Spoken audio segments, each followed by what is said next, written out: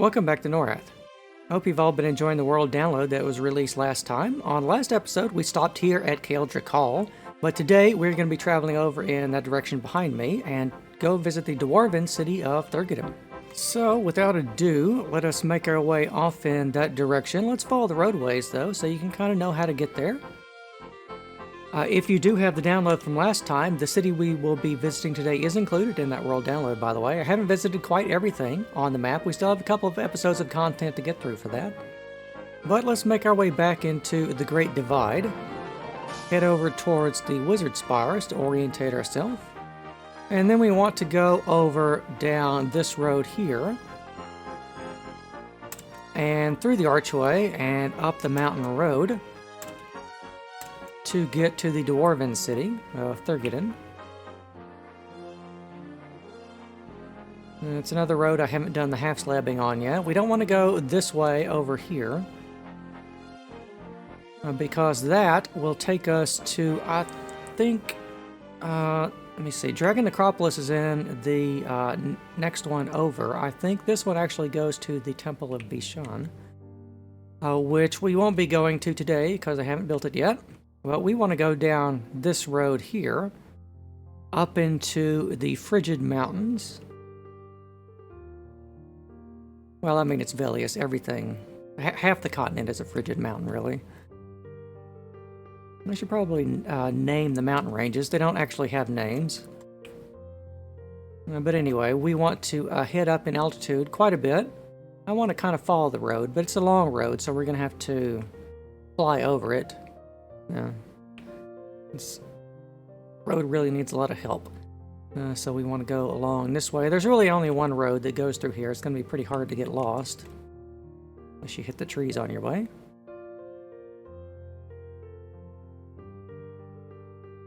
And it is a nice, very windy, twisty-turny road, which always makes for a satisfying road.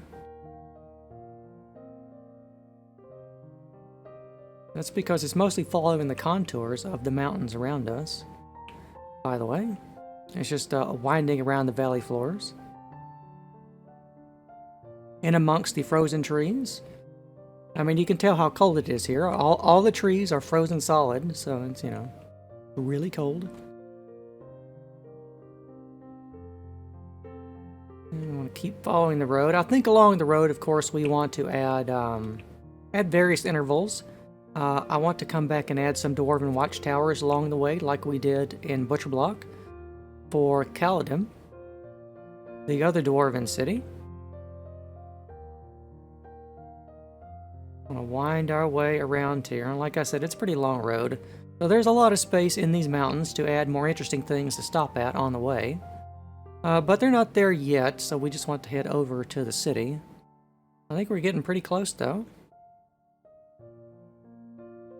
That's the road that way. As soon as we see some greenery, we're going to get really close.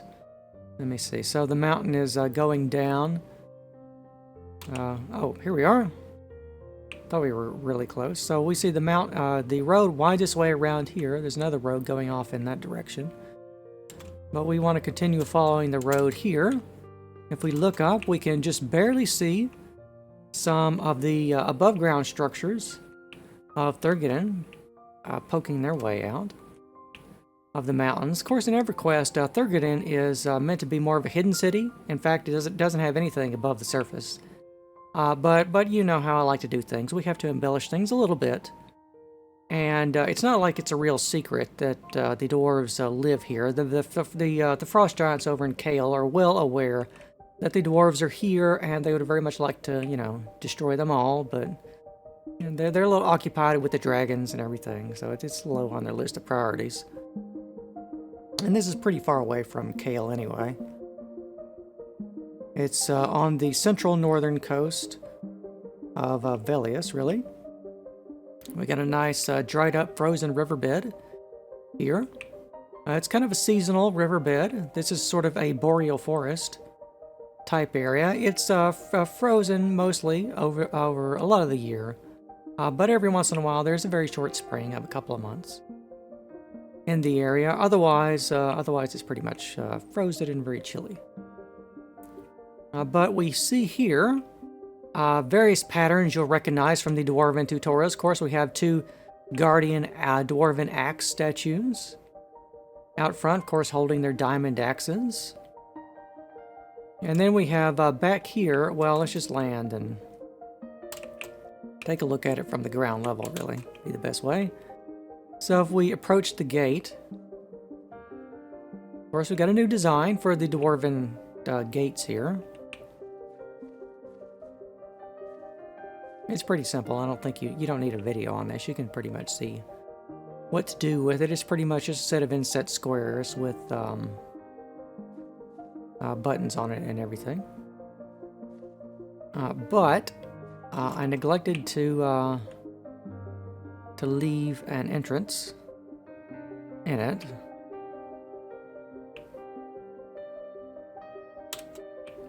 So let's just pretend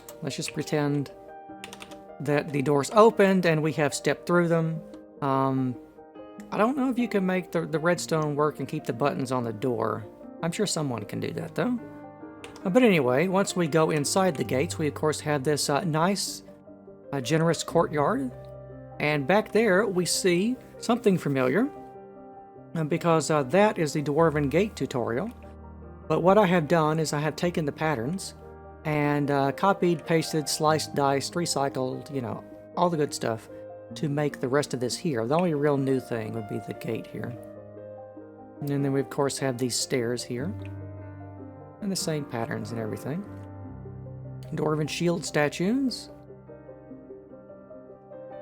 Over there, and two Dwarven hammer statues down there by the entrance into Thurgadin. All this area down here really is just a large vestibule protecting the city. At least the entrance of it anyway. Now, in EverQuest, the entrance to the city of Thurgadin was actually hidden behind a waterfall, which I quite like that idea. But you know, well, you know, this is not hidden behind a waterfall. Very much not. I wanted to have a more grand entrance. Perhaps we can pretend that the dwarves perhaps lost their need because, you know, the frost giants, the dragons, everybody knows that they're here. So they decided, well, since they do know we're here, why don't we just go ahead and start building on the surface? I mean, you know, why not? It's not like we need the stealth advantage anymore. Even though the city still is underground for security purposes, which, you know, typical dwarves, the city has to be underground. I mean, them's the rules. So if we make our way through here, we will come back and take a look. We'll take a look at the end of the video at the rest of the towers on the surface and everything, so you can see what that looks like in profile. But for the moment, we have a lot of city to take a look at, so let us head in. And oh, well, I mean, there actually does need to be, you know, like a redstone door here at some point, but I haven't installed one just yet. So here we have from the Mines of Moria series, the typical Dwarven corridors. In fact, everything in this video you're going to see is already out, except for the treasury, as a tutorial. So, we go this way. Oh dear. It looks like all of the red nether brick should have been converted to lapis. It looks like I missed that on the upper stages. Oh well. I'll have to make a note of that and go back and fix it. But if we go down this way, just straight, we see a descending passage with powered rails. And this setup is designed to have rail networks going all throughout the city, by the way. I don't have them installed yet, but that's kind of a future thing that I want to do. Because I think dwarves would have that in their cities. But if we go along this way, we can see that there are various chambers over here for storage rooms, residential housing, warehouses, factories, workshops, all the good stuff would be included down here. I think we would probably have some underground greenhouses too, to perhaps grow mushrooms and things like that. But if we continue our journey down, oh, it looks like I'll have to come back and fix the rails. Like I said, the rails are a future project. Today we're just looking at the bare bones of the city that's been put in place, really. But of course, down through here, as we go through the passages and various places, not every place, we'll have a room for you to go in. They're not all the same rooms, but it is the same 4 or 5 types of rooms. Let's see. I think so. Here we are. I think on the 2nd level down, so we can see we've got a corridor going off in that direction over there, and they branch off in various directions. You'll be able to see this better in spectator mode. But for the moment, I want to get the sense of the city itself, just from, you know, from the average visitor. Right through here. Long corridor over there. It branches off a bit. Another one there. But if we keep going down, we're on, what, the 3rd level down now? So this will be level 4 down. This should eventually land us in... oh. Another hallway. Not quite yet. I thought we were going to get to something. Well, let's just keep going. Let me see. It should just be straight this way. Nope, definitely not. But we do have a larger room. Let's see. Oh, is it that way or is it that way? Let's go this way.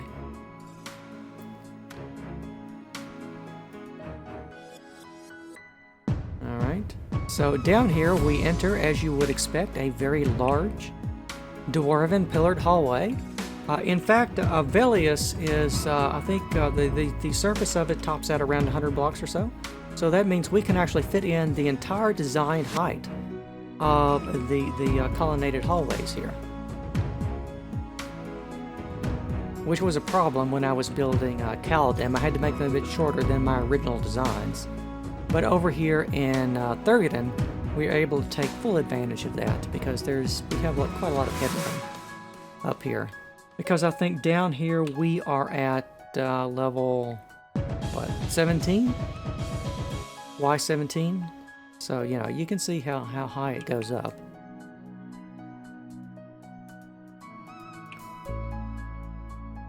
And down here for decoration, we do have some Dwarven statues placed here and there. A couple, anyway. And we can wander around the hallway down here. There are various passageways that go off from here. We can see we've got another one over there. One down over here. Let's go through this one. And this takes us into one of the several Dwarven treasuries. We can see we've got stacks of diamonds. Just about up to the rafters. Well, there aren't actual rafters in here. But in here we have the Dwarven treasury design. This is just about one of the tail end of the Dwarven series I need to put out at some point to give you the design for the Dwarven halls. Or rather, the modification into the treasury from the Dwarven halls. Aside from this design here and the roof, there's not much different between these and the other hallways. Of course, we can wander around through our stacks of diamonds. I'm sure you've all had dreams about rooms like this. So if you do have this amount of diamonds, you can build one of these. For the 2 people out there that actually have this many diamonds, anyway. I know I don't. Let's see. Go back this way. Let's wander around this hallway. In fact, Thurgadin is much like Coldain in the sense that I'm completely lost and I don't remember the layout exactly. So we're going to have to dip into spectator mode pretty quickly here to see the rest of the city. Otherwise, I'm just going to be wandering around for the rest of the video. And I want to make it a little bit more focused than, you know, I mean, nobody really wants to see a video Trydar wandering around trying to find rooms. So with that, I think that this is actually time to go ahead and do that.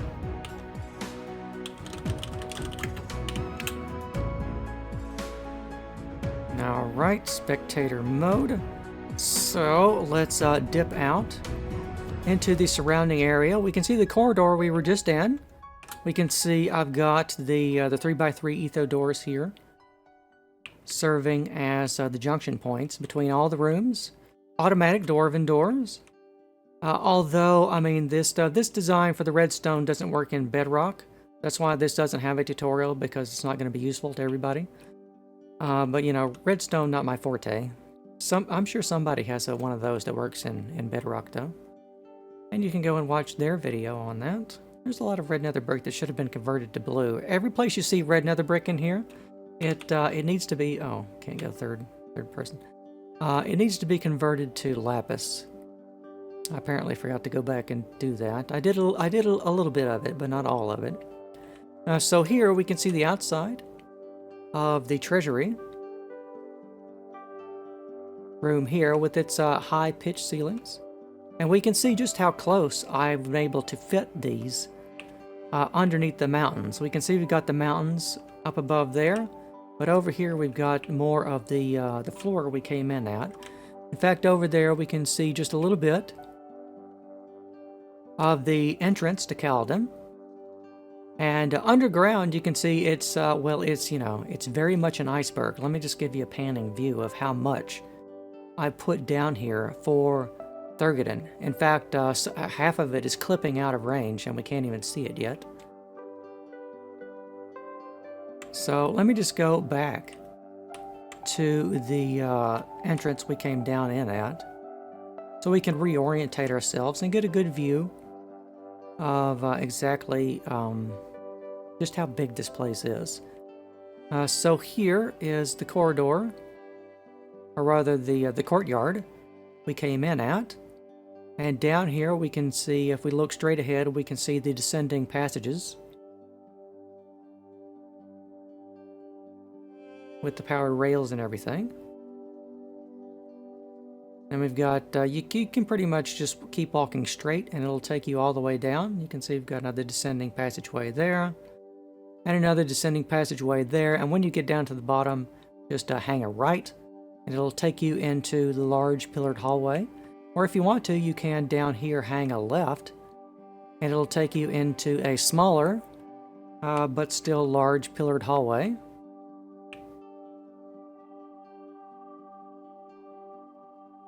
Back down here.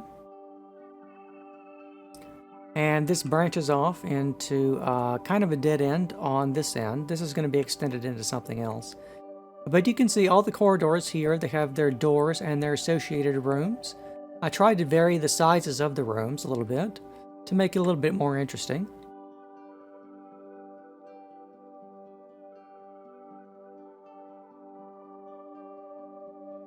This here is looking back towards where we came in. You can see the descending passage here. And we have a kind of a ring hallway here that goes around this way. You can see it's got a whole bunch of rooms. This took several days to build. Even with copy and paste, it took several days to get all of this down here for Thurgadin. And you can see it's built on several levels too. We have rooms sitting on top of rooms on top of rooms. It's meant to be quite a large city. In fact, I think it's a bigger city than Coldain is, actually. And part of it extends just underneath the entrance. There's those two axe statues and the gate we came in, and it pretty much extends just a little bit over that underground. And of course there is levels deeper down between that. right here. And these are all connected together via not only the large corridors, but also the pillared hallways right here. There are several of these pillared hallways. This is a smaller one. Right there. And of course we have the Diamond Annex over here, one of the storage, the treasury rooms.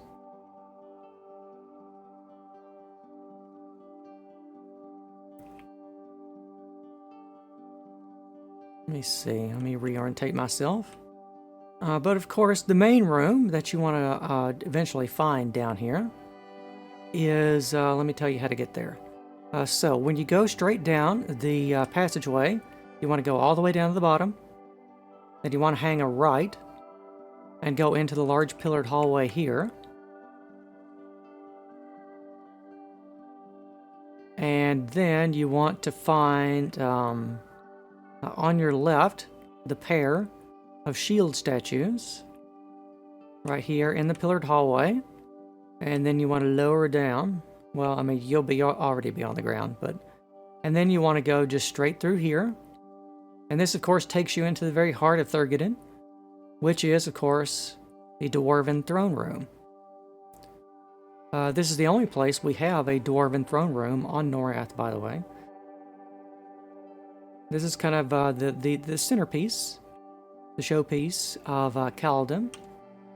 Of course, we have the starry floor down below and the galaxy above. And of course, we have the throne of the coldain Emperor right there, and then just another portal behind that for effect. That doesn't actually go anywhere. I may put something in the nether there in the future, though. We could put more of the city there. That might be interesting to do. But of course, if you've seen the Dwarven throne room, this is just a copy of that, but all the red nether brick has been substituted in here for lapis. Otherwise, the statues are the same. It's just a copy and paste of the build. But behind, of course, the throne room, we have another corridor, which leads off into the private chambers of the Imperial family back here. And then branching off from the throne room, if we go back into the throne room, there are a number of other ways out. Over here to the right, we have another treasury annex room. Put in back here with more diamonds. This one, it started to get tight to fit things. This one is just about up against the scar that we took a look at over there when we were on the way here. So we were closer to the city than we thought, but we were just traveling over it the entire time, of course. And you can kind of see these are all modules just copied and pasted and fitted together. That's the galaxy from the outside. That looks neat. Over here to our right, we do see the Crystal Caverns. It's what, couple, I don't know, 200 or 300 blocks away. If you remember that from the Crystal Caverns video. Let's just take a peek in here for a moment. Oh, I never want to miss an opportunity to visit the Crystal Caverns. This is one of my favorite things I've added to Norrath. With the crystalline glass in here and the end rods to make everything glow just enough to be interesting. But again, the Crystal Caverns here is quite large. It stretches off in that direction. Kale is somewhere over there out of render range. But you can see here, I pretty much put the city as low down as I could get it to go and still fit underneath the mountains. We had just enough room for everything to fit in, but yeah, I think you've got a good view of just how large and expansive that Thurgadin actually is. I hope you have enjoyed seeing exactly what you can do with all the patterns that I've already published for the Mines of Moria series and everything. I mean, you can get stupidly complex with a lot of this, even with MC Edit and copied and pasted all of this from prototypes, rather from the reference models. This still took days and days to make for me. And the last thing we want to take a look at today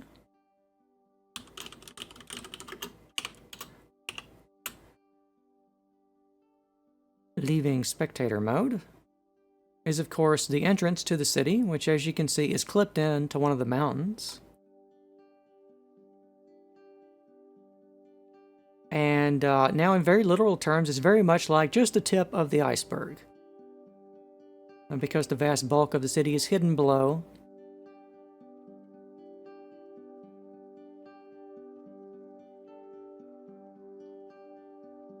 But I do really like how this comes out. I mean, you can see the design here is pretty much clipped straight into the mountain.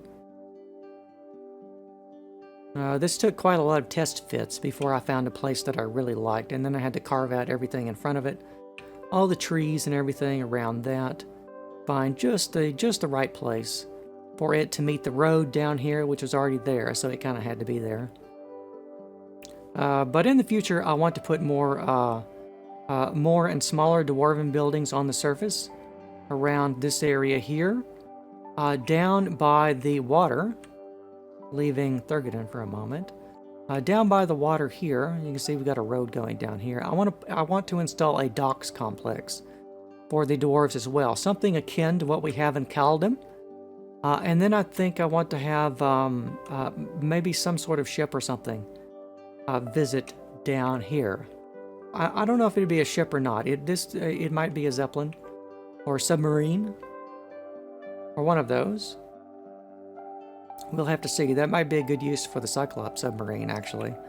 We can have that travel from perhaps Akanon over here. Whenever I build that, instead of leaving from Butcher Block, we can have we can travel from Akanon. Thurgadin. That'd be pretty cool.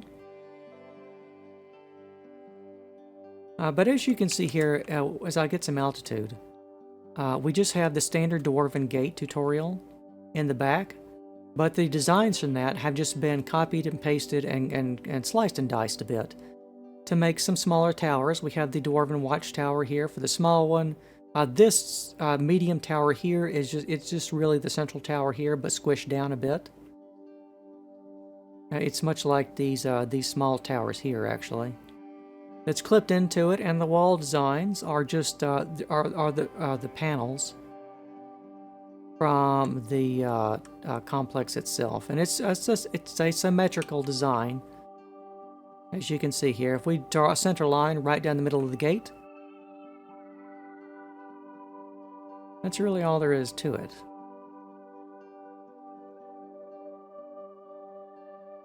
And I really like how it came out. It's a lot more symmetrical than what I did for Coldain. But I wanted Thurgadin to be just a little bit different. It needs to kind of be its own thing. That's why it's color-coded blue instead of red nether brick. But that's going to be all the time we have for today. Next time, I want to go back to Antonica and visit the Gorge of King Zorb and Runii, as well as some of the Centaur settlements and villages along the way. I think it'll be pretty neat. But that's going to be, like I said, all the time we have for today. So I hope I hope you have enjoyed the tour of the Dwarven city of Thurgadin. I want to thank you very much for watching, and I will see you next time.